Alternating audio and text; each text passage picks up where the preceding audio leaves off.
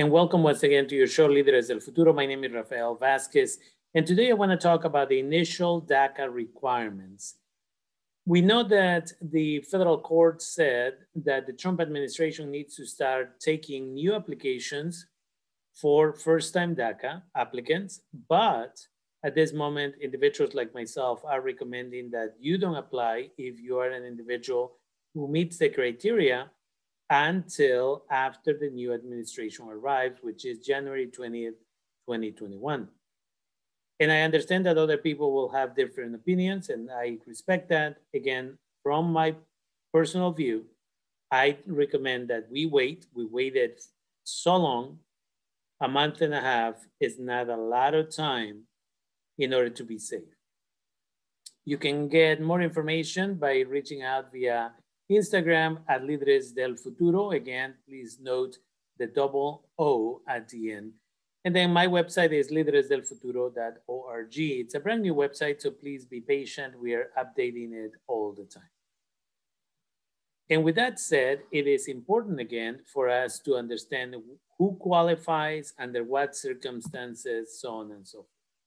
So the first requirement for this issue of DACA first time is that the individual must be or must have been under 31 years of age on June 15, 2012, and they must have arrived to the United States prior to the age of 16 and must have continuously lived in the United States since June 15, 2007, all the way until today, and can prove that every 90 days.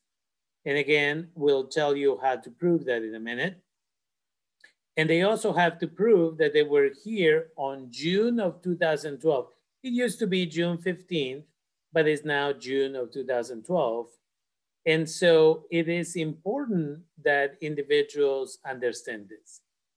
And that this individual by June 15, 2012, did not have any type of status. That means that if an individual came to the United States with a visa, like a visitor's visa, that visitor's visa must have expired, must not be no longer valid by the time that they apply for DACA. That again, by June 15, 2012, that wasn't valid anymore. And for individuals who are under the age of 18, that they should currently be in school, or they should have graduated if they are 18 or older for sure, or they should have obtained a high school equivalency or GED. And so that's really, really important for us to understand. And that these individuals haven't been convicted of a felony, a significant misdemeanor, or 3 or more misdemeanors, and that this individual hasn't committed a crime that presents a threat to the national security of the United States. So when you are requesting DACA for the first time, you need to fill out 4 forms, and you usually need to submit 2 US passport size pictures. We're waiting for that information. I'm making this video on December 6th of 2020. So at that time, they haven't told us if they're gonna require the pictures or not, but for renewals, they haven't been asking for them since the pandemic started. Also, a money order or check for $495. And once again, I need to repeat this for everybody. Evidence that the individual applying for DACA arrived to the United States prior to the age of 16 and prior to June 15, 2007, and has evidence that they were here on June of 2012, and evidence that they have not committed crimes, and evidence that they have pursued their education, including getting a high school diploma if they are 18 or older, and evidence every 90 days of being in the country, right, to this day, since June 15, 2007 until today. And so what type of evidence are they looking for? Well, the first thing is you need to prove that you are who you say you are. So that requires a birth certificate or a passport from your country. And as a result of that, they'll be able to verify how old you were in 2007, how old you were in 2012. Again, you could not have arrived once you turn 16, and you can no longer apply if you were already 31 by June 15, 2012. And you also have to prove your identity, which could be done with a passport or a school ID with the birth certificate, or matricula consular, the consular ID with a birth certificate. And again, it is important to be able to prove that you arrived to the United States prior to the age of 16, and that can be done with school records or medical records, or maybe if you came with a visa, if you still have a copy of that stamp of the visa. The other way that you can prove this is if maybe you have, again, a copy of your vaccination chart, and it shows that you were here prior to the age of 16 and prior to the June 15, 2007. And again, when we're talking about continuous residence in the United States, continuously living in the United States, since June 15th of 2007 until now, we are talking about school records, medical records, bills, receipts, bank statements, leases, loans, a rental agreement, all of that stuff. Now, when I say 90 days, I mean 90 days, which means we know that immigration in the past has sat there and went over all the evidence. And if it went 91 days, they will send a letter and say, you need additional evidence for this day, this period of time. So that's really important. Somebody who doesn't have it and says, oh, they're not gonna know this, or I hope they're not gonna know this, that is not the case. In fact, I got a message just an hour ago from a young lady who says that she applied in 2017 and they told her they needed additional evidence and she couldn't produce it. So it was denied. It was a waste of $495. And obviously she didn't get what she needed. And then presence in the United States on June 2012, again, school records, medical records, bills, receipts, bank statements, leases, loans, any type of rental agreements, maybe multiple things that you can use. But if you were in school, that tends to be an easiest way to prove that you were continuously in the United States. And then in regards to education, again, be currently enrolled in high school if you are under the age of 18. Again, you can apply when you are 15 or older if you have the rest of the criteria.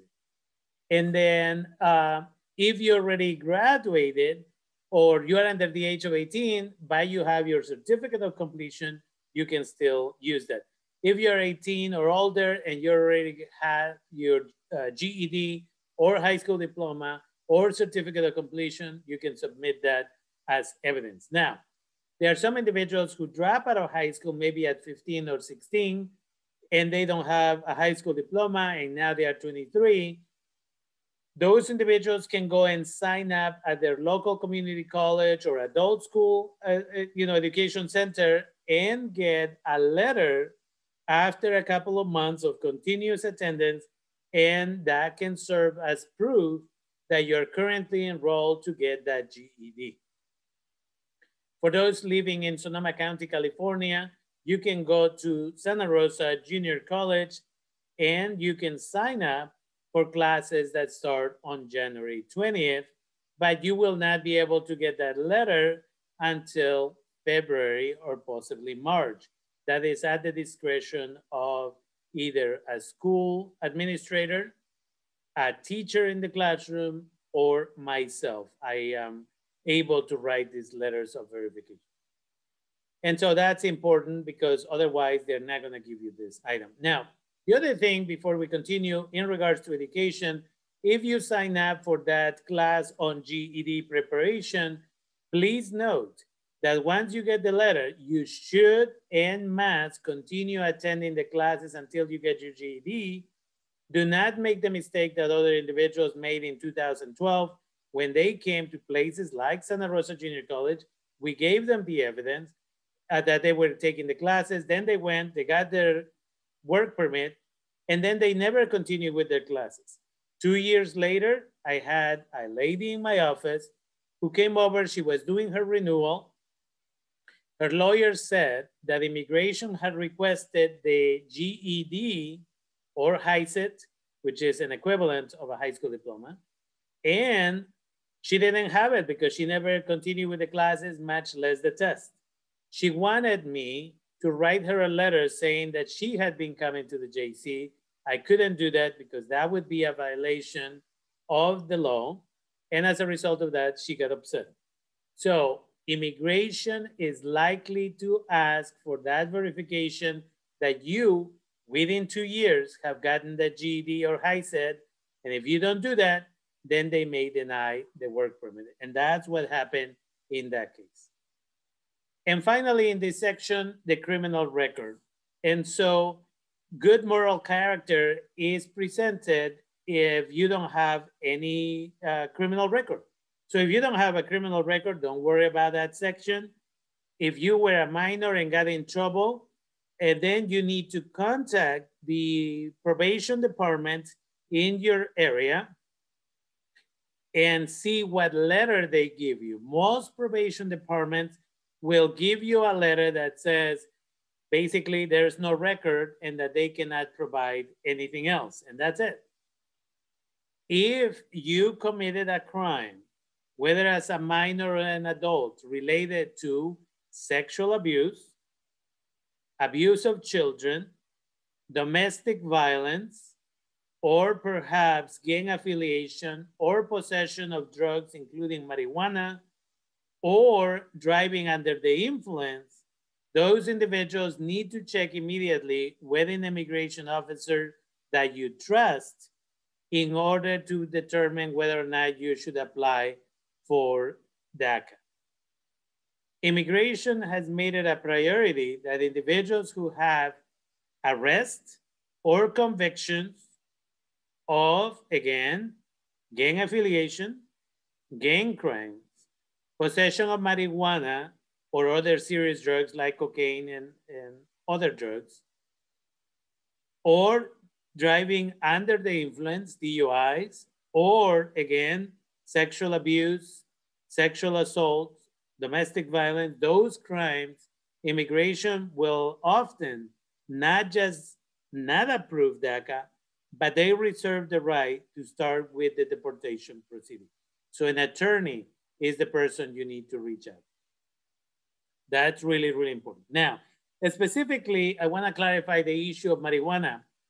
Yes, in California, Colorado, Washington, and other states, it is legal to smoke marijuana, but undocumented immigrants cannot have any contact with marijuana.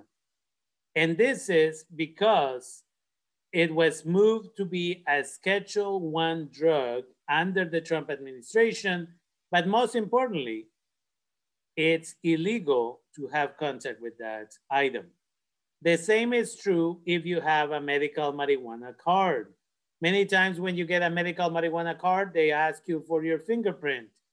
If you have given that, you need to contact an immigration attorney, because most of our immigration attorneys have determined that if you have a medical marijuana card and you gave your thumbprint, which is usually what they ask for, then under federal law, you have admitted that you have to commit a federal crime, which is use, be in possession, or smoke marijuana to deal with a chronic illness that cannot be controlled by medication approved by the FDA.